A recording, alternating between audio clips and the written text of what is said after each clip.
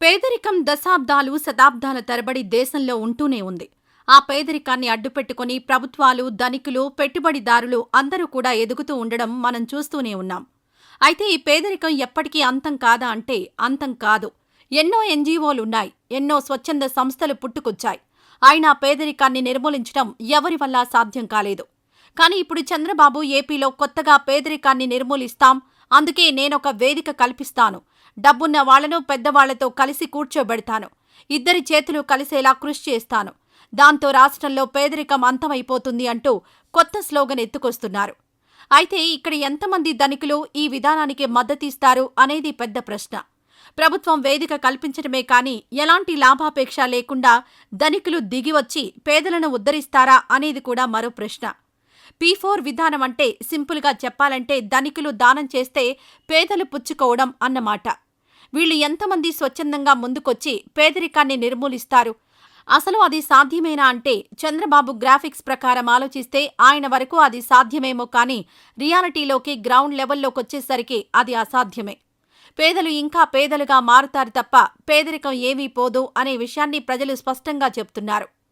ఈ విధానం ద్వారా పెట్టుబడిదారీ వ్యవస్థను ఇంకా బలోపేతం చేయడమే తప్ప వేరే ఏమీ కాదు అనేది క్లియర్గా తెలుస్తోంది. ఈ విధానం ద్వారా ధనికులు ఎంతవరకు, ఎన్నేళ్ల వరకు సాయం చేయగలుగుతారు?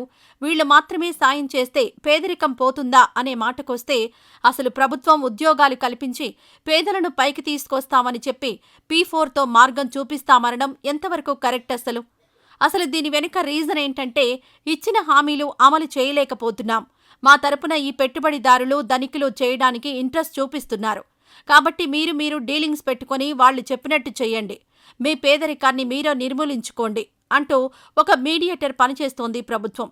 అంటే ప్రజలు ప్రభుత్వాన్ని ప్రశ్నించకుండా ఉండడానికి, అలాగే మళ్లీ ఎన్నికలొచ్చే సమయం వరకు పథకాలు అడగకుండా ఉండడానికి ప్రభుత్వం తీసుకున్న అతి అందమైన, తెలివైన, మసిపూసి మారేడుకాయ చేసే ఆలోచన. అలాగే రాష్ట్రానికి ఇండస్ట్రీలు తీసుకురావాలని చూస్తోంది ప్రభుత్వం. ప్రజలను డైరెక్టుగా భూములు అడిగితే వ్యతిరేకత వస్తుంది అన్న విషయాన్ని గమనించింది. ఆల్రెడీ అమరావతిలో పంటలు పండే భూమినే అంతకుముందు చంద్రబాబు ప్రభుత్వం తీసుకుంది. అయితే అది మొత్తం గందరగోళంగా మారిన పరిస్థితి తెలిసిందే. కాబట్టి ఇప్పుడు తన చేతికి మట్టంటకుండా ఈ తరహా ఆలోచన చేస్తోంది. ధనికుల్ని ఆయుధాలుగా చేసి పేదరికం నిర్మూలించే దైవాలుగా చిత్రీకరించి వాళ్ల చేత ఆ భూముల్ని తీసుకునే విధానానికి ఆజ్యం పోస్తోంది. అంటే కార్టూన్ నెట్వర్క్ సిరీస్లో టామ్ అండ్ జెర్రీలా వాళ్లకు వాళ్లు ఒక వేదిక, అంటే ఒక బోన్ ఏర్పాటు చేసి అందులో ఈ రెండింటినీ కలిపి కూర్చోబెట్టి వినోదం చూడడమే లక్ష్యమన్నమాట.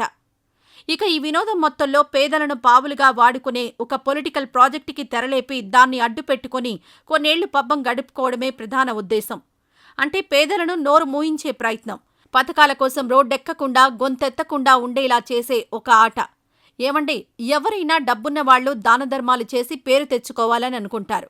కానీ ఆస్తులు అప్పనంగా తగలేసి పేదలను పెద్దవాళ్లను చేయాలని అనుకుంటారా అండి?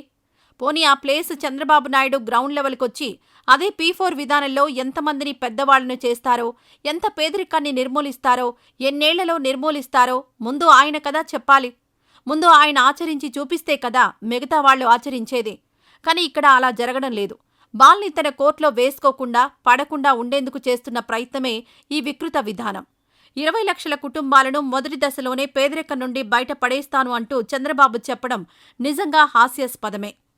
ముందు పేదరికం కాదు, తాగునీటి సమస్య, ఆహార సమస్య, ఆరోగ్య సమస్య, ధరల సమస్య, ఇలా ఎన్నో తీర్చాలి. నిరుద్యోగం పెరుగుతోంది, వ్యవసాయం లేదు, ఇవన్నీ పేదరికానికి గుర్తులు. మరి ఇవన్నీ ఎలా అంత తొందరగా నిర్మూలించేస్తారు? ఉద్యోగం ఇచ్చేస్తే పేదరికం అంతమైపోతుంది అనుకోవడం అన్నది బుద్ధి తక్కువ పని.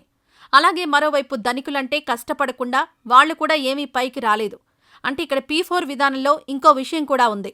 అంటే రాష్ట్రంలో ఎంతమంది ధనికులున్నారు, వారి ఆస్తిపాస్తులేంటి, ఏ దేశాల్లో వాళ్ల కుటుంబ సభ్యులున్నారు, ఎంత సంపాదిస్తున్నారు వంటి వివరాలను తెలుసుకోవడం కోసం కూడా ఇదొక ప్రయత్నం. అంటే ఈ విధానం పేరు చెప్పి డబ్బున్న వాళ్ల డేటాని, పేదల భూముల డేటాని తీసుకొని గొప్పోళ్లను దోచుకొని పేదలకు పెడతాను అని చెప్తూ చివరికి వీళ్లకు మధ్య అగాధం సృష్టిస్తారా అని ప్రజలు, ధనికులు మాట్లాడుకుంటున్నారు. అయినా డబ్బున్న వాళ్లు ఉద్యోగాలు ఇప్పిస్తారేమో కానీ రాష్ట్రంలో ఉన్న ప్రాథమిక మౌలిక సదుపాయాలను తీర్చేంత మహేష్ బాబు లాంటి మహర్షులు ఎవరూ లేరు. ఒక పక్కన ఆర్థిక సమస్యలతో అంతా అల్లకల్లోలంగా ఉంటే ధనికులొచ్చి డబ్బులు ఉచితంగా ఎందుకిస్తారు, ఎవరిస్తారు అంటున్నారు. మరి ఏదేమైనా ఈ విధానం మెచ్చుకోదగ్గదే. అంటే ఉగాది నుంచి పేదలు పెద్దవాళ్లు కాబోతున్నారు అనే విషయం తెలుస్తోంది.